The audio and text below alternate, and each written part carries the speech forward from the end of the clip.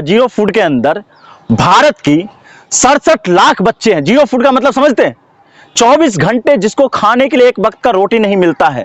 तो आपको काम भारत के इस नागरिक छोटे बच्चों का करना चाहिए या जो विदेशी घुसपैठियां हैं उसके लिए काम करना चाहिए जिसके ऊपर हमें भरोसा नहीं है। मध्य प्रदेश के अंदर आदिवासी के ऊपर पेशाब कर दिया जाता है। आपको देश के अंदर उन्माद की राजनीति हो रहा है, आपको दिखेगा नहीं। आदिवासी, पिछड़ा, दलित के साथ जो अन्याय हो रहा है वो आपको दिखेगा नहीं, लेकिन विदेश में क्या हो रहा है वो आपको दिख जाता है। कि भगवान है 2024 में फिर से आएंगे। अरे सर, आपके लिए भगवान हो सकते हैं, आपके लिए भगवान हो सकता है, आपके जैसे तमाम अंधभक्तों के लिए भगवान हो सकते हैं। जो देश का देश विरोधी होगा, जो सनातनी विरोधी होगा, उसके लिए भगवान हो सकता है। भगवान एक ही है देश के अंदर।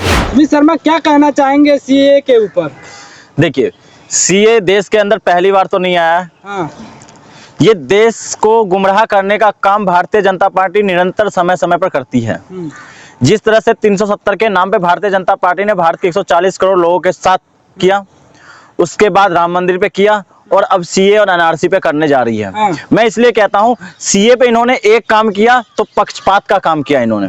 पक्षपात का क्या है कि उसने मुस्लिम समुदाय जो है, जो भाईचारे का संदेश माना जाता है इस देश में, उसको अलग करके धर्म की राजनीति करने की कोशिश की गई। और दूसरा सबसे बड़ा काम किया गया इस सरकार के द्वारा, वो किया गया है समय अवधि को घटाकर, जो कि देश की अर्थव्यवस्था के लिए और देश की जो राज्य व्यवस्था है, जो संघीय ढांचा है, उसके लिए खतरनाक है। मैं इसलिए कहता हूं कि जब पहला सीए लागू हुआ था देश के अंदर 1955 के अंदर, उसका 5वां सेक्शन जब आप पढ़िएगा तो उस टाइम ये हुआ था आजादी से पहले जन्म और आजादी के पहले जन्म के आधार पे। फिर उसके बाद निरंतर संशोधन होता रहा।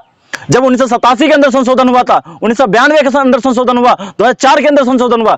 आपको बता देता हूं पत्रकार महोदय, 2004 के अंदर जब संशोधन हुआ था तो यह संशोधन में कहा गया था कि जो भारतीय मूल का विदेशी नागरिक है उसको भारत की नागरिकता दोबारा लेने के लिए 7 साल देश के अंदर रहना पड़ेगा। इसका मतलब यह हुआ कि एक पंचवर्षीय योजना आपको देश के हित के लिए देना होगा।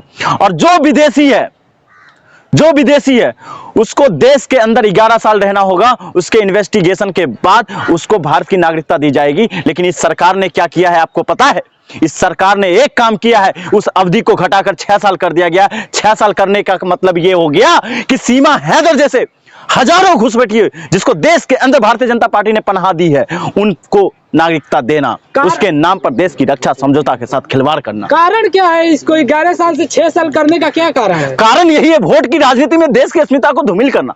कारण यही, भारतीय जनता पार्टी अपनी वोट की राजनीति में कहीं भी किसी भी हद तक जा सकती है। कारण यही है, भारतीय जनता पार्टी के लिए सर्वोपरि अगर कोई है तो उसके लिए अपना सत्ता है। वो उसके लिए न तो आर्मी के जवान को देखती है, न वो किसानों को देखती है, न वो नौजवानों को देखती है, न वो महिलाओं को देखती है, न वो नैतिकता को देखती है, न वो न्याय को देखती है। उसका एक ही काम है, धार्मिक उन्माद के नाम पे वोट की राजनीति करना। सीमा हैदर जैसे घुसपैठिया, बिल्कुल, क्या उसको घुसपैठिया मानते? सीमा बिल्कुल।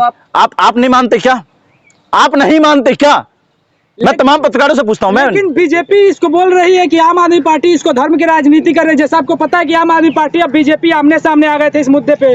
बीजेपी बोल रही है कि धर्म की राजनीति हो रही है। सुनिए, आम आदमी पार्टी ये कह रही है कि देश पहले सर्वोपरि है। हाँ। देश के अंदर बेरोजगारी पिछले 45 वर्षों में सबसे ज्यादा निचले स्तर पे है। आम आदमी पार्टी कह रहे हैं कि खाने के लिए यहाँ पे सबसे ज्यादा दिक्कतें भारत के अंदर। आपको पता होगा जीरो फूड के अंदर भारत की 67 लाख बच्चे हैं। जीरो फूड का मतलब समझते हैं? 24 घंटे जिसको खाने के लिए एक वक्त का रोटी नहीं मिलता है। तो आपको काम भारत के इस नागरिक छोटे बच्चों का करना चाहिए या जो विदेशी घुसपैठियां हैं उसके लिए काम करना चाहिए जिसके ऊपर हमें भरोसा नहीं है कि देश के साथ क्या करेगा। वो देश के अंदर कितने आतंकवादी गतिविधि चला रहा है, देश के अंदर कितनी धार्मिक उन्माद की राजनीति चला रहा है, देश के अंदर सेना के अंदर कितना घुसपैठ, आपको पता होगा।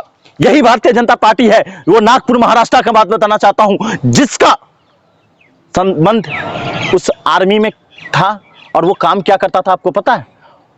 पाकिस्तान के आईएसआई का एजेंट बनकर काम कर रहा था। आपको पता होगा पूरी तरीके से। लेकिन देश की मीडिया ने चलाने की हिम्मत नहीं। सनातनी को बचाने का दायित्व नहीं बनता है क्या? मैंने कह रहा है देश के अंदर 100 करोड़ जो सनातनी जो लोग रह रहे हैं, और सबसे ज्यादा अगर गरीब तबका अगर कह रहे हैं सबसे ज्यादा अशिक्षित अगर किसी सनातन में है तो उसी सनातन में है जहां पिछड़ा और दलित की आबादी सबसे ज्यादा है सनातनी में। लेकिन मैं सुनिए सनातनी जो है बांग्लादेश पाकिस्तान में प्रताड़ित किए जा रहे हैं। तो मैं आपसे, आप बांग्लादेश चले जाइएगा, आप चले जाइए मॉरिशस, आप चले जाइए पाकिस्तान, आप चले जाइए इराक, आप चले जाइए ईरान, अमेरिका चले जाइए, आपको देश के अंदर उन्माद की राजनीति हो रहा है, आपको दिखेगा नहीं। मध्य प्रदेश के अंदर आदिवासी के ऊपर पेशाब कर दिया जाता है, आपको दिखेगा नहीं। उत्तर प्रदेश के दिक्कत क्यों है? सुनिए, मैं फिर पूरी बात क्लियर कर देना चाहता हूं, मैं बीच में मत बोलिए। मैं कहना तो आपको देश के अंदर आदिवासी, पिछड़ा, दलित के साथ जो अन्याय हो रहा है वो आपको दिखेगा नहीं, लेकिन विदेश में क्या हो रहा है वो आपको दिख जाता है। क्यों? क्योंकि आपको धर्म की राजनीति करनी है। क्यों? आपको सत्ता की राजनीति करनी है। आपके अंदर दक्षिण भारत के लोग परेशान हैं। लेकिन मनोज तिवारी लगातार बोल रहे हैं कि आम आदमी पार्टी ने दिखा दिया कि वो हिंदू विरोधी है। सुनिए, ये कोई, अगर मैं कहता हूं जो तमाम 90% जो हिंदू है, जो पिछड़ा है, जो दलित है, जो सफाई कर्मचारी का बेटा है, और मैं गटर में काम करने वाले जो कर्मचारी उनकी बात करना चाहता हूं, उनके आधुनिकता के तौर पे आपने क्या काम किया? आप उनके लिए इंसेंटिव का कोई दायरा लाया? नहीं लाया। आपने उनको मोटिवेट करने के लिए कोई योजना बनाया?